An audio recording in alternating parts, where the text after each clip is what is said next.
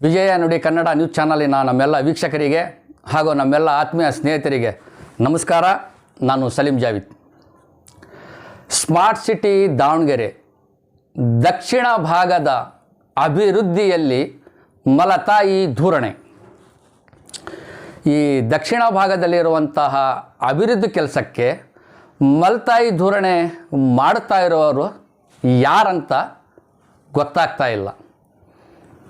ಈ ಮಾತು ನಾವು ಯಾಕೆ ಹೇಳ್ತಾ ಇದ್ದೀವಿ ಅಂತ ಅಂದರೆ, ತಾವು ನಮ್ಮ ಈ ವಿಡಿಯೋದಲ್ಲಿ ತಾವು ಗಮನಿಸಿ, 2024ನೇ ಇಸ್ವಿ ಅಂದರೆ ಒಂದು ವರ್ಷ ಆಯಿತು, ಮಾನ್ಯ ಶಾಸಕರಾದ ಶಾಮನೂರು ಶಿವಶಂಕರಪ್ಪನವರ ಶಾಸಕರ ಅನುದಾನದ ಅಡಿಯಲ್ಲಿ 3 ಕೋಟಿ ರೂಪಾಯಿ ಕಾಮಗಾರಿಗಳನ್ನು ಅನುದಾನ ಬಂದಿತ್ತು. ಅದರಲ್ಲಿ CC ರಸ್ತೆ, ಆಮೇಲೆ ಬಾಕ್ಸ್ ಚರಂಡಿ ಇವೆಲ್ಲ ಇದ್ವು. ಈ ಟೆಂಡರನ್ನು ನಿರ್ಮಿತಿ ಕೇಂದ್ರದವರಿಗೆ ಕೊಟ್ಟಿದ್ದರು. ಈ ನಿರ್ಮಿತಿ ಕೇಂದ್ರದ ಅಧಿಕಾರಿಗಳು CC ರಸ್ತೆಯನ್ನು ಪೂರ್ಣಗೊಳಿಸಿದರು. ಆ ಬಾಕ್ಸ್ ಚರಂಡಿಗಳು ಮಾಡಿಲ್ಲ, ಹಾಗೆ ನೆನೆಗುದಿಗೆ ಬಿದ್ದಿದ್ದಾವೆ. ಆ ಬಾಕ್ಸ್ ಚರಂಡಿಗಳು ನೆನೆಗುದಿಗೆ ಬಿದ್ದಾಗ ಅಲ್ಲಿ ಮಳೆ ನೀರು, ಚರಂಡಿ ನೀರು ಎಲ್ಲವೂ ಸೇರ್ಕೊಂಡು ಗಬ್ಬೆದ್ದೋಗ್ಬಿಟ್ಟಿದ್ದಾವೆ. ಸೊಳ್ಳೆಗಳು ಕಾಟ, ನಾನಾ ನಮೂನೆ ಕಾಯಿಲೆಗಳು ಬರ್ತಾ ಇದ್ದಾರೆ. ಸಾರ್ವಜನಿಕರು, ಶಾಲಾ ಮಕ್ಕಳು ಓಡಾಡೋರು ಕಷ್ಟ ಅನುಭವಿಸ್ತಾ ಇದ್ದಾರೆ. ಈ CC ರಸ್ತೆ ಕಾಮಗಾರಿಗಳು ಮುಗಿಸಿ ಅವರು ಕೈ ತೊಳ್ಕೊಂಡು ಮನೆಗೆ ಹೋಗಿ ಆರಾಮಾಗಿ ಕೂತ್ಕೊಂಡ್ಬಿಟ್ಟಿದ್ದಾರೆ ಅವ್ರವ್ರ ಇಲಾಖೆಯಲ್ಲಿ. ಇದಕ್ಕೆ ಉತ್ತರ ಕೊಡೋರು ಯಾರು? ಇಲ್ಲಿ ಪ್ರಶ್ನೆ ಮಾಡೋರು ಯಾರಿಗೆ ಪ್ರಶ್ನೆ ಮಾಡಬೇಕು? ಆ ಪಾರ್ಕ್ ಇಲ್ಲಿ 1 ವರ್ಷದ ಮೇಲಾಯಿತು. ಈ ಪಾರ್ಕ್ ನೋಡಿ ತಮಗೆ ಕಾಣಿಸ್ತಾ ಇದೆ. ಈ ಪಾರ್ಕಿಗೆ ಬೇರೆ 50 ಲಕ್ಷ ರೂಪಾಯಿ ಅನುದಾನ ಬಂದಿದೆ. ಈ ಪಾರ್ಕು ಒಳಗಡೆ ನಾನಾ ನಮೂನಿ ಗಿಡಗಳು ಬೆಳೆದಿದ್ದಾವೆ, ಮಳೆ ನೀರು ನಿಂತ್ಕೊಂಡಿದೆ. ಅಲ್ಲಿ ಯಾವುದೋ ಒಂದು ಆಟದಾಗಲಿ ಒಂದು ಬೇರೆ ಯಾವುದೇ ಸಾಮಗ್ರಿಗಳು ಅಲ್ಲಿ ಒಳಗಡೆ ಇಲ್ಲ. ಇವರು ಆ ಕೆಲಸ ಮಾಡಿ ಸುಣ್ಣನೂ ಇಲ್ಲ, ಬಣ್ಣನೂ ಇಲ್ಲ. ಆ ಪಾರ್ಕ್ಗಳಿಗೆ ಬೀಗ ಹಾಕ್ಕೊಂಡು ಅವ್ರು ಹೋಗಿ ಕೂತ್ಕೊಂಡ್ಬಿಟ್ರು. ಇದು ಮಾನ್ಯ ಶಾಸಕರ ಅನುದಾನದ ಅಡಿಯಲ್ಲಿ ಬಂದಿರುವಂಥ ಹಣ ಇದು ಏನು ದುರ್ಬಳಕೆ ಆಗ್ತಾ ಇದ್ದಾವ? ಇದು ಏನಾಗ್ತಾ ಇದೆ?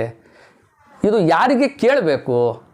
ಇಲ್ಲಿ ಕೇಳೋರು ಯಾರಿದ್ದಾರೆ ಅಂದರೆ ಇಲ್ಲಿ ಯಾರಿಗೆ ಪ್ರಶ್ನೆ ಮಾಡಬೇಕು? ಮಹಾನಗರ ಪಾಲಿಕೆ ಆಯುಕ್ತರಿಗೆ ಯಾಕೆ ಇದು ಈ ಕಾಮಗಾರಿಗಳು ಅವರು ಅನುಮೋದನೆ ಕೊಟ್ಟಿದ ಮೇಲೆ ಇಲ್ಲಿ ಎಷ್ಟು ಕಾಮಗಾರಿಗಳು ನಡೆದಿದ್ದಾವೆ, ಇಲ್ಲಿ ಏನಾಗ್ತಾ ಇದೆ, ಅವರು ಸಹ ಇಲ್ಲಿ ಗಮನ ಹರಿಸ್ತಾ ಇಲ್ಲ.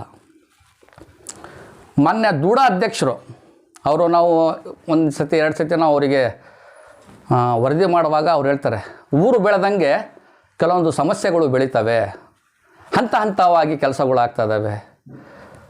ಈ ದೂಡ ಅಧ್ಯಕ್ಷರು ಬರೀ ಉತ್ತರದಲ್ಲೇ ಪ್ರವಾಸ ಮಾಡ್ತಾ ಇದ್ದಾರೆ. ಸ್ವಲ್ಪ ದಕ್ಷಿಣ ಭಾಗಕ್ಕೂ ತಾವು ಪ್ರವಾಸ ಮಾಡಿ ಬರ್ತಿದ್ದೀರಿ. ನೀವು ಕೆಲವೊಂದು ಸತಿ ಬರ್ತಾ ಇದ್ದೀರಿ. ನಾವು ಯಾವ ಕಾಮಗಾರಿಗಳು ಅವ್ರಿಗೆ ಕೊಟ್ಟಿದ್ದೀವಿ, ಏನೇನು ಹಂತದಲ್ಲಿದ್ದಾವೆ, ಅಲ್ಲಿ ಏನು ಮಾಡ್ತಾ ಇದ್ದಾರೆ, ಅಲ್ಲಿ ಏನು ನಡೀತಾ ಇದೆ, ಎಷ್ಟು ಪೂರ್ಣಗೊಂಡಿದ್ದಾವೆ, ಯಾಕೆ ತಮಗೆ ಅಧಿಕಾರ ಇಲ್ವಾ? ಅದು ಕೇಳೋಕ್ಕೆ ಅಧಿಕಾರ ಇದೆ, ತಾವು ಕೇಳ್ಬೋದು. ತಾವು ತಟಸ್ಥರಾಗಿದ್ದೀರಿ. ಮಹಾನಗರ ಪಾಲಿಕೆ ಆಯುಕ್ತರು ಅವರು ಗಮನ ಹರಿಸ್ತಾ ಇಲ್ಲ. ಸಚಿವರು ರಾಜ್ಯ ಪ್ರವಾಸದಲ್ಲಿ ಇರ್ತಾರೆ, ಯಾಕಂದರೆ ದೊಡ್ಡ ಜವಾಬ್ದಾರಿ ಇದೆ ಅವರಿಗೆ. ಮಾನ್ಯ ಸಂಸದರು ಜಿಲ್ಲಾ ಪ್ರವಾಸದಲ್ಲಿ ಇರ್ತಾರೆ, ಅವರಿಗೂ ದೊಡ್ಡ ಜವಾಬ್ದಾರಿ ಇರುತ್ತೆ. ಶಾಸಕರ ಉಪಸ್ಥಿತಿಯಲ್ಲಿ ಇದ್ದಾರೆ, ಅವರು ಸ್ವಲ್ಪ ಈ ಕಡೆ ಬರ್ತಾ ಇಲ್ಲ, ಅವರು ಏನೋ ಸಮಸ್ಯೆ ಇದೆ ಅಂತ. ಮತ್ತು ಮಹಾನಗರ ಪಾಲಿಕೆ ಆಯುಕ್ತರಿಗೆ ಏನು ಜವಾಬ್ದಾರಿ ಇದೆ, ದೂಡ ಅಧ್ಯಕ್ಷರಿಗೆ ಏನು ಜವಾಬ್ದಾರಿ ಇದೆ, ಈ ನಿರ್ಮಿತಿ ಕೇಂದ್ರದವರ ಬೇಜವಾಬ್ದಾರಿಗೆ ಯಾಕೆ ನೀವು ಅವ್ರ ಮೇಲೆ ಏನು ಕ್ರಮ ತಗೊಳ್ತಾ ಇಲ್ಲ? ಏನು ನಿರ್ಮಿತಿ ಕೇಂದ್ರದವರು ಅವ್ರಿಗೆ ಬೇರೆ ಯಾರೂ ಅಲ್ಲ, ಸರ್ಕಾರದ ಅದನ್ನು ಒಂದು ಭಾಗ. ರೆಡಿ ಗ್ರಾಂಟ್ ಅವರು ಮಾಡೋದು. ಸರ್ಕಾರ ಅನುದಾನ ಕೊಟ್ಟಿದೆ, ಶಾಸಕರು ಅನುಮೋದನೆ ಕೊಟ್ಟಿದ್ದಾರೆ, ಆ ಕಾಮಗಾರಿಗಳು ಮಾಡೋಕ್ಕೆ ಪರ್ಮಿಷನ್ ಕೊಟ್ಟಿದ್ದಾರೆ. ನಿಮಗೆ ಎಲ್ಲ ತಗೊಂಡು ನೀವು ಕೆಲಸ ಮಾಡೋಕ್ಕೆ ಯಾಕೆ ಬೇಜವಾಬ್ದಾರಿ ಮಾಡ್ತಾಯಿದ್ದೀರಾ? ಇಲ್ಲಿ ಸಾರ್ವಜನಿಕರು ಇಲ್ಲಿ ನಿವಾಸಿಗಳಿದ್ದಾರೆ, ಎಷ್ಟು ಆಕ್ರೋಶ ವ್ಯಕ್ತಪಡಿಸ್ತಾ ಇದ್ದಾರೆ. ಒಬ್ಬರು ದೂರವಾಣಿ ಕರೆನೂ ಸಹ ತಾವು ಸ್ವೀಕರಿಸ್ತಾ ಇಲ್ಲ. ಮಹಾನಗರ ಪಾಲಿಕೆ ಸದಸ್ಯರ ಅವಧಿ ಮುಗಿದಿದೆ, ಅವರಿಗೆ ಹೇಳಿದರೆ ನಮ್ಮ ಅವಧಿ ಮುಗಿದಿದೆ ಅಂತ ಹೇಳ್ತಾರೆ ಅವರು. ಪಾಪ ಅವ್ರದ್ದು ಹೇಳಿದ್ರೆ ತಪ್ಪಿಲ್ಲ. ಮತ್ತು ಇದು ಹೇಳಬೇಕಾಗಿರೋದು ಯಾರಿಗೆ ಪ್ರಶ್ನೆ ಮಾಡಬೇಕು? ಎಲ್ಲರೂ ಅವ್ರವ್ರ ಜವಾಬ್ದಾರಿಯಲ್ಲಿ ಬ್ಯುಸಿ ಇದ್ದರೆ ಈ ಜನಸಾಮಾನ್ಯರ ಗೋಳು ಕೇಳೋರು ಯಾರು? ಯಾಕೆ ನಿಮಗೆ ಅರ್ಥ ಆಗ್ತಾ ಇಲ್ಲ? ಈ ನಿರ್ಮಿತಿ ಕೇಂದ್ರದವರಿಗೆ ಏನು ಅಲ್ಲ, ನಿಮಗೆ ಏನು ಕೊಟ್ಟಿದ್ದಾರಲ್ಲ ಅದು ಪೂರ್ಣಗೊಳಿಸೋಕ್ಕೆ ನಿಮಗೆ ಏನು ತೊಂದರೆ ಆಗ್ತಾಯಿದೆ? ಮೇಲಧಿಕಾರಿಗಳ ಗಮನಕ್ಕೆ ತರ್ಬೋದು. ನೀವು ನಿಮ್ಮಷ್ಟಿಗೆ ತಟಸ್ಥವಾಗಿ ಹೋಗಿ ಕೂತ್ಕೊಂಡ್ಬಿಟ್ರೆ ಇದು ಪೂರ್ಣಗೊಂಡಿಲ್ಲದಂಥ ಕೆಲಸದ ಇದಕ್ಕೆ ಗಮನ ಹಾರಿಸೋರು ಯಾರು? ಇಲ್ಲಿ ನಮ್ಮ ಹಿರಿಯ ಮುಖಂಡರಾಗಲಿ, ಸಮಾಜದ ಮುಖಂಡರು ಇರ್ತಾರೆ, ನೀವು ಯಾರ ಮಾತಿಗೂ ಬೆಲೆ ಕೊಡ್ತಾ ಇಲ್ಲ ಅಂತಂದರೆ ಈಗ ನಿಮ್ಮ ಎಷ್ಟು ಈ ನಿರ್ಲಕ್ಷ್ಯತೆಗೆ ಈ ಕಡಿವಾಣ ಹಾಕರು ಯಾರು? ನಮ್ಮ ಮಾನ್ಯ ಸಂಸದರು ಈ ಕಡೆ ಸ್ವಲ್ಪ ಗಮನ ಹರಿಸಬೇಕು, ಸಚಿವರು ಸಹ ಈ ಕಡೆ ಸ್ವಲ್ಪ ಗಮನ ಹರಿಸಬೇಕು. ಎಲ್ಲದರಲ್ಲೂ ಯಾವ್ದಕ್ಕಾರ ನೋಡಿರಿ, ನೀವು ನಮ್ಮ ಈ ದಕ್ಷಿಣ ಭಾಗದಲ್ಲಿ ಕೆಲವೊಂದು ಭಾಗದಲ್ಲಿ ಇದ್ದಾವೆ, ಏನಾದರೂ ಒಂದು ಕೆಲಸ ಆಗಬೇಕಂದ್ರೆ ಸುಮಾರು ಒಂದು 10ರಿಂದ 20 ಬರೀ ಮನವಿ ಕೊಡಬೇಕು, ಮನವಿ ಮೇಲೆ ಮನವಿ ಕೊಡಬೇಕು. ಯಾವ ಇಲಾಖೆ ಮನವಿ ಕೊಡಬೇಕು. ಅಲ್ಲಿ ಯಾವ್ದಾರ ಇಲಾಖೆ ಹತ್ರ ಈ ದಕ್ಷಿಣ ಭಾಗದ ಜನಕ್ಕೆ ನೋಡಿದರೆ ಅವರು ಕೆಲವೊಬ್ರು ನಗ್ತಾರೆ, ಮತ್ತು ಯಾವುದೋ ಒಂದು ಮನವಿ ಬಂತಪ್ಪ ಅಂತ. ಆ ನಾಡಿ ಪರಿಸ್ಥಿತಿ ಬಂದುಬಿಟ್ಟಿದೆ. ಅರ್ಥ ಮಾಡ್ಕೊಳ್ಳಿ. ಮಲ್ತಾಯಿ ಧೋರಣೆ ಈ ಕಡೆ ಮಾಡೋಕ್ಕೆ ಹೋಗಬೇಡಿ. ಯಾಕೆ ಮಾಡ್ತಾಯಿದ್ದೀರಾ? ನಿಮ್ಮ ಹತ್ರ ಎಲ್ಲ ಅಧಿಕಾರ ಇದೆ, ನಿಮ್ಮ ಹತ್ರ ಹಣನೂ ಇದೆ, ಕೆಲಸ ಮಾಡೋಕ್ಕೆ ಪರ್ಮಿಷನ್ನು ಕೊಟ್ಟಿದ್ದಾರೆ. ನೀವು ಯಾಕೆ ಇಷ್ಟು ಬೇಜವಾಬ್ದಾರಿ ಮಾಡ್ತಾಯಿದ್ದೀರಾ? ಅರ್ಥ ಮಾಡ್ಕೊಳ್ಳಿ. ಜನ ಆಕ್ರೋಶ ವ್ಯಕ್ತಪಡಿಸ್ತಾ ಇದ್ದಾರೆ, ಸಿಟ್ಟಾಗ್ತಾ ಇದ್ದಾರೆ. ನಾವು ಎಲ್ಲಿದ್ದೀವಿ, ಯಾಕೆ ನಮಗೆ ಯಾರು ಅರ್ಥ ಮಾಡ್ಕೊಳ್ತಾ ಇಲ್ಲ, ಎಲ್ಲದಕ್ಕೂ ನಾವು ಮನವಿ ಕೊಡ್ತಾ ಇದ್ದೀವಿ ಅಂತ ಜನ ಬೇಸರ ವ್ಯಕ್ತಪಡಿಸ್ತಾ ಇದ್ದಾರೆ. ಈ BN1 ದಾವಣಗೆರೆ ಬೂದಿಹಾಳ್ ರಸ್ತೆ ಪಕ್ಕದಲ್ಲಿರುವಂತಹ BN1 ಈ ಬಡಾವಣೆಯ ನಾವು ಈ ವಿಷಯನ ಹೇಳ್ತಾ ಇದ್ದೀವಿ.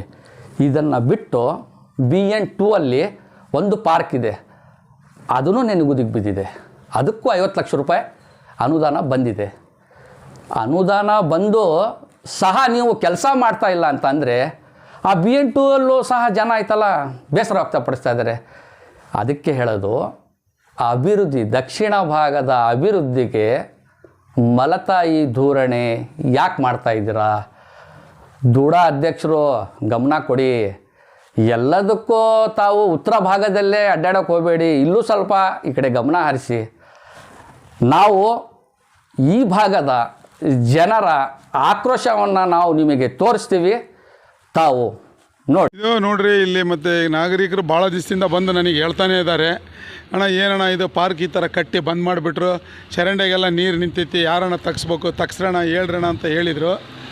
ಇದು 2024 7ನೇ ತಿಂಗಳು 15ನೇ ತಾರೀಕಿನ ದಿನ ಪಾರ್ಕ್ ಕಿತ್ತಿರಿದು ಕಿತ್ತಿದ್ದು ಪಾರ್ಕ್. ಇವತ್ತು ತಾರೀಕು 1/9/2025, 1 ವರ್ಷ 2 ತಿಂಗಳಾಯ್ತಿದ್ದು ಪಾರ್ಕ್ ಕೆಲಸ ಕಿತ್ತು ಸ್ಟಾರ್ಟ್ ಮಾಡಿ. ಈಗ 4 ತಿಂಗಳಿಂದ ಇದು ಪಾರ್ಕ್ ಪೂರ್ತಿ ರೆಡಿ ಮಾಡಿ 2 ಬೀಗ ಹಾಕಿದ್ದಾರೆ ಗೇಟಿಗೆ. ಒಳಗಡೆ ಕಾಂಗ್ರೆಸ್ ಗಿಡ, ಜಾಲಿ ಗಿಡ, ಕಸ ಕಡ್ಡಿ ಎಲ್ಲ ಬೀಳ್ತಾ ಇದೆ. ಅವ್ರಿಗೆ ಯಾವ ಚಿಂತೆ ಇಲ್ಲ. ಅವರಿಗೆ ಯಾವುದೋ ಗಂಟು ಬಂತು. ಇಲ್ಲೊಂದು BN2ನಲ್ಲಿ ಒಂದು ಪಾರ್ಕು, ಇಲ್ಲಿ ನಮ್ಮ ತಾಜ್ ಪ್ಯಾಲೇಸ್ ಮಗ್ಲಾಗ ಒಂದು ಪಾರ್ಕ್, ಅದಕ್ಕೊಂದು 50 ಲಕ್ಷ ಬಂತೇನೋ, ಇದಕ್ಕೊಂದು 50 ಲಕ್ಷ ಬಂತೇನೋ, ಎಷ್ಟು ಅಮೌಂಟ್ದು 2 ಪಾರ್ಕ್ ಮಾಡಿದ್ರು. ಯಾರಿಗೆ ಕೊಟ್ಟರೋ, ಯಾರು ತಿಂದರೋ ದುಡ್ಡು, ಏನು ಕೆಲಸ ಮಾಡಿದ್ರು ನಮ್ಮ ಎದುರಿಗೆ ಇಷ್ಟೇ ಕಾಣಿಸ್ತಿರೋದು. ಯಾವ ಮಣ್ಣು ಹಾಕ್ಸಿದ್ರು, ಏನು ಮಾಡಿದ್ರು ನಮಗೆ ಗೊತ್ತಿಲ್ಲ. ಇಷ್ಟು ಮಾಡಿ ಬೀಗ ಹಾಕ್ಯಂದು ಹೋಗ್ಬಿಟ್ರು ಅವರು.